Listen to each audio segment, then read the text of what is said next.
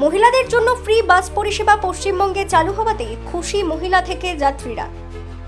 সোমবার সকালে পূর্ব মেদিনীপুরের হলদিয়ার বাস ডিপো থেকে রাজ্য সরকারের নির্দেশক্রমে মহিলাদের জন্য ফ্রি বাস পরিষেবা চালু হলো। মহিলাদের হাতে 0 টাকার টিকিট তুলে দেন হলদিয়ার বিধায়ক প্রদীপ বিজলি। খুশি মহিলা যাত্রীরা বলেন, আজ যা হয়েছে অভিনন্দন সরকারকে। অন্যদিকে সৈকত নগরী দীঘায় ঘুরতে যাওয়া পর্যটকরাও খুশি সরকারি এই সিদ্ধান্তে। হ্যাঁ, দেখছি তো। আমি ভেবেছিলাম যে আজ হয়তো কোনো প্রবলেম হতে পারে, কিন্তু দেখছি না। আগে থেকে একটা আলাদা কাউন্টার খোলা হয়েছে সরকারি টিকিটটা বিনামূল্যে দেওয়ার জন্য। খুব ভালো করেছেন শুভেন্দু স্যার আমাদের জন্য। এই বলেন।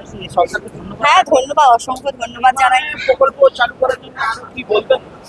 আর কিছু বলার নেই। এবার এই যে শুরু হয়েছে, এরপর ঝামেলা যদি না হয়, আমরা যদি এই যে আসতে পারি যেতে পারি ঠিকভাবে সুস্থ স্বাস্থ্যভাবে, তাহলেই ভালো হয়।